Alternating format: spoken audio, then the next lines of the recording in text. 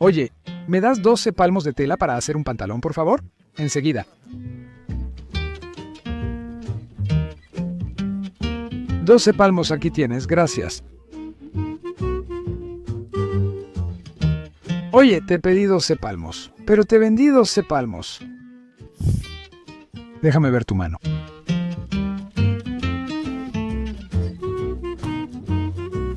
Hoy te voy a contar la historia del metro. ¿Por qué inventaron esa medida? ¿Qué significa exactamente el metro? Y si hoy, en nuestro día a día, usamos reglas para medir todas las cosas, ¿quién midió la primera regla? Hay una regla principal. Para explicar cómo llegamos aquí, debo retroceder varios siglos. A lo largo de la historia, siempre hemos necesitado medir cosas, ya sea el tamaño de una prenda o las proporciones de una construcción. Y para eso, una de las primeras soluciones fue usar partes del cuerpo humano como medida. Entonces, unos 3.000 años antes de Cristo, o sea, hace como 5.000 años allá en el antiguo Egipto, usaban la distancia del codo al dedo para medir objetos. Esa distancia aquí era equivalente a un codo. Y es lógico que no medían mi brazo como referencia. En esa época, la medida estándar se llamaba codo real y era más o menos medio metro. Pero esa medida tampoco era del cuerpo de un faraón específico, sino que tenía el sello de la autoridad real. De hecho, tomaban una regla de granito y la usaban como base, como la madre de las otras reglas. Hoy, por ejemplo, sabemos que la Gran Pirámide de Gizeh, que fue construida con más de 2 millones de bloques, tiene la base casi perfectamente cuadrada. Esta pirámide que sostengo es la de Kefren, la vecina, y pertenece al mismo conjunto arquitectónico. La idea es igual, pero en la Gran Pirámide. Los lados tienen 440 codos, que son aproximadamente 220 metros. La diferencia entre ellos es de centímetros. Entonces, esa es la prueba de que el codo, porque ellos querían usarlo en esa época, funcionaba muy bien. Entonces, es lógico que el codo egipcio empezó a influenciar a otros pueblos que también lo usaron. Midiendo la distancia desde el codo hasta la punta de los dedos, solo quedaba medidas diferentes. En la antigua Grecia, por ejemplo, equivalía a 24 dedos. En Roma, eso equivalía a un pie romano y medio. Después la gente usó partes del cuerpo como medida. En Inglaterra, por ejemplo, existía la yarda. Dicen que el rey Enrique I midió la distancia entre la punta de su nariz y el pulgar con el brazo extendido. Pero ¿será que la mano estaba abierta o cerrada, la nariz hacia adelante o de lado? Incluso en tiempos de Brasil colonial, aquí teníamos el palmo, que es la distancia entre la punta del pulgar hasta la punta del meñique, y la brasa, que es de la punta de un dedo hasta el otro con los brazos abiertos. Te diste cuenta de que las cosas empezaron a complicarse, ¿verdad? Vamos a probar estas medidas en la práctica. 47.4. ¿Y el otro? 46.9. La misma persona ya tiene diferencia de medida entre sus propios miembros. Voy a considerar el cuerpo más grande. Está bien. Es de 22 a 24. Siempre considera el número mayor.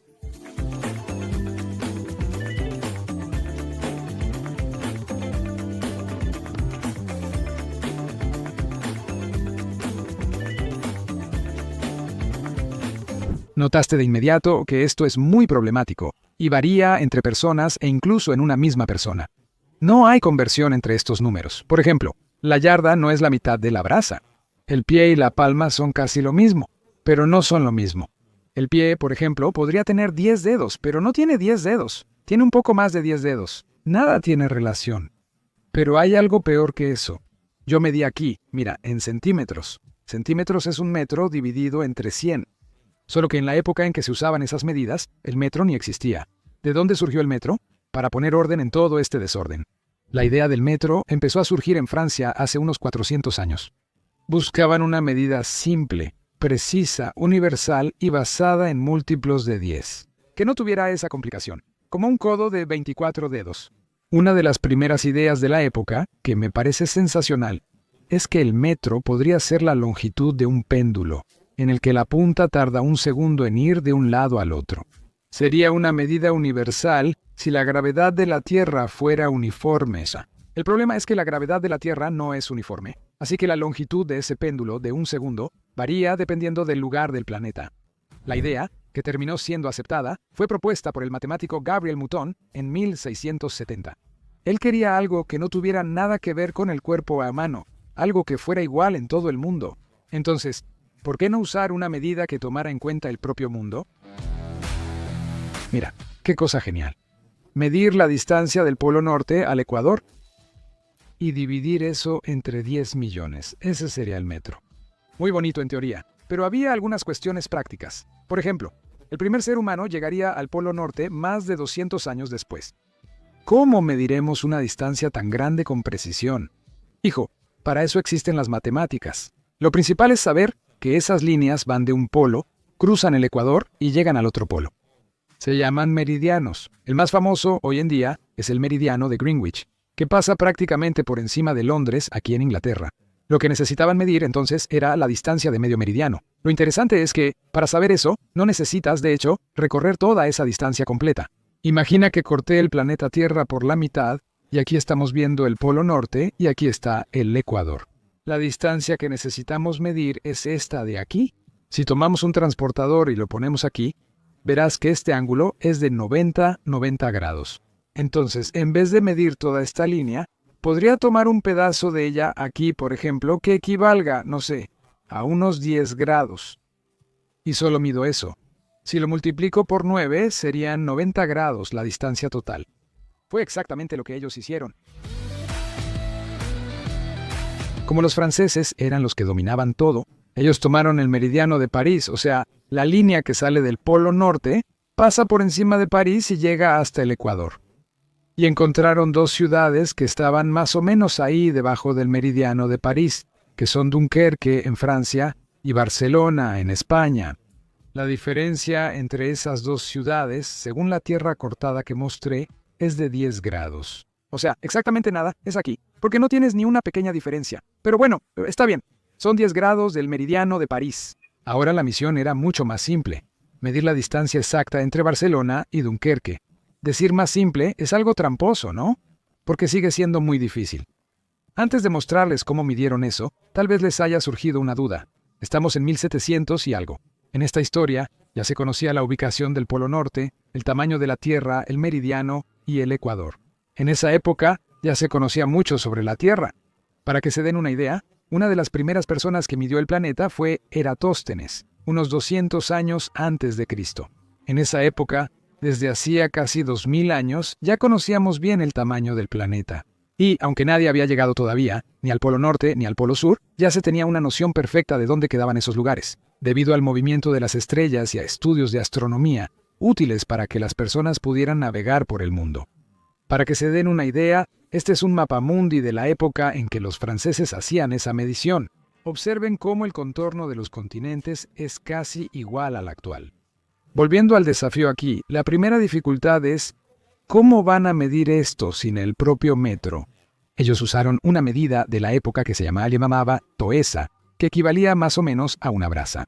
No se podría tomar una toesa y estar tumbándola de una ciudad a otra hasta llegar allá, porque está demasiado lejos. Como hacer una cadena humana de toesas no era una buena idea. Entonces usaron de nuevo las matemáticas, esta vez la trigonometría. Hicimos una especie de maqueta gigante de esta región, que ellos necesitaban medir. Entonces, aquí arriba ves Dunkerque, un poco al sur está París y allá abajo está Barcelona. Así que vamos allá. El objetivo aquí es dibujar triángulos, usando como referencia cosas que sobresalen en el paisaje. Por ejemplo, la torre de una iglesia, un muro alto, el techo de una casa. Lo primero es hacer una línea base, tomar un lado del triángulo inicial y medirlo. Luego debes hacer toesa tras toesa, realmente, de forma tradicional. Entonces, vamos a hacer de cuenta que queremos conocer este triángulo aquí, ¿vale? Que sale de la esquina de este muro, va hasta el techo de esta casa y el techo de esta otra. Voy a tomar un lado de este triángulo y lo voy a medir aquí en toesas, que estoy representando con este popote. Mira, la distancia aquí fue de 3 toesas exactas. Desde ahora, no mediré nada manualmente. Solo mediré ángulos, usaré el popote, haré cálculos y hallaré otras medidas con matemáticas. Para hacer esa medición de ángulo, ellos usaban un instrumento que se llamaba círculo repetidor. Básicamente, ¿qué eran? 2 telescopios. Tú apuntabas el primero bien exacto, luego apuntabas el segundo al otro punto de referencia. Y el instrumento te mostraba cuál era el ángulo entre una cosa y otra. Como estamos en una maqueta aquí, no se puede usar telescopio, así que inventamos un círculo repetidor aquí usando láser. Mira, qué padre. Tengo dos punteros láser para señalar y aquí veo el ángulo entre ellas. Vamos a encender esto.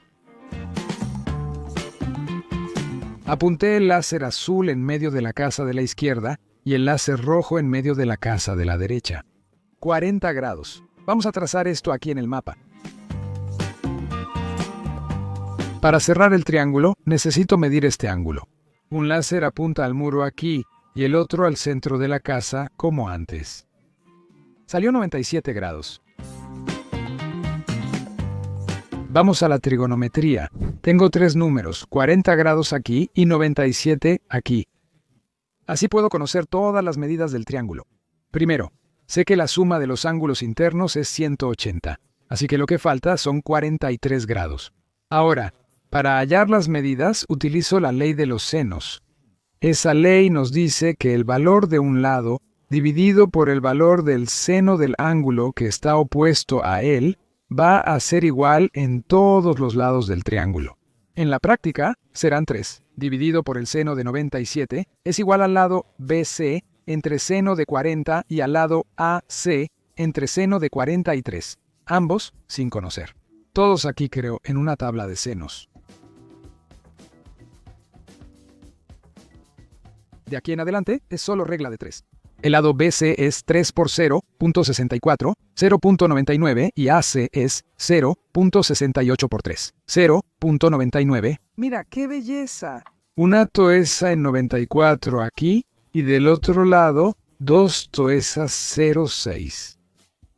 Revisemos el mapa. El lado de una toesa en 94 está dando un poquito menos que 2 toesas y el lado de 2.6 está un poquito más grande que mis 2 toesas. Ahora que ya entendiste la lógica, vamos a la historia real. Fueron dos astrónomos, Pierre Méchain y Jean-Baptiste Delambre, quienes salieron a hacer esas mediciones. Uno partió de Barcelona rumbo al norte y el otro de Dunkerque rumbo al sur, y se encontraron a mitad de camino, llenando el mapa de triángulos.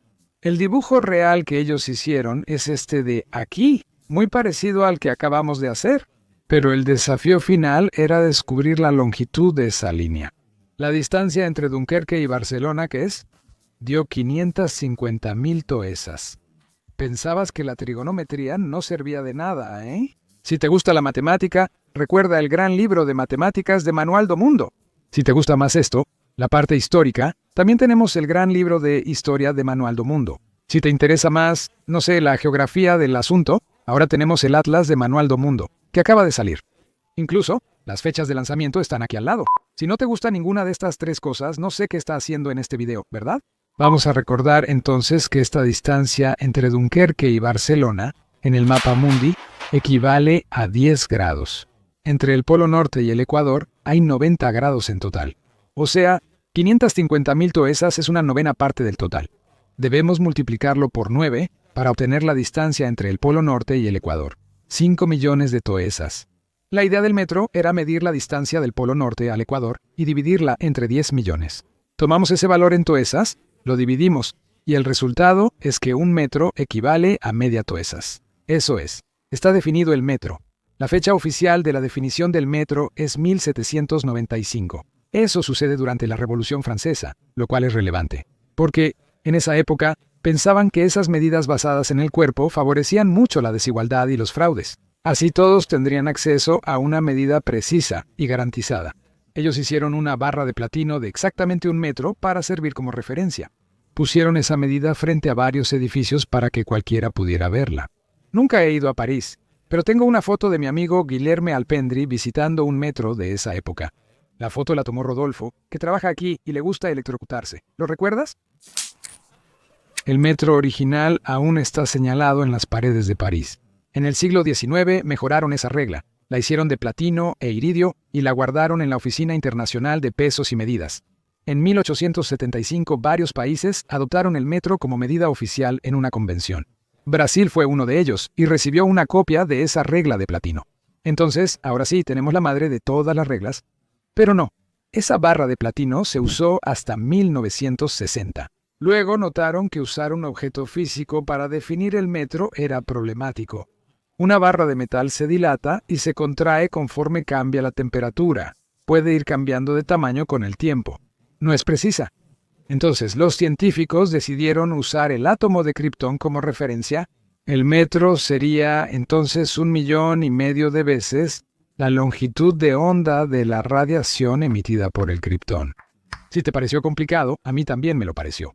¿Cómo se supone que alguien iba a medir eso? En fin, de hecho, inventaron otra definición algún tiempo después.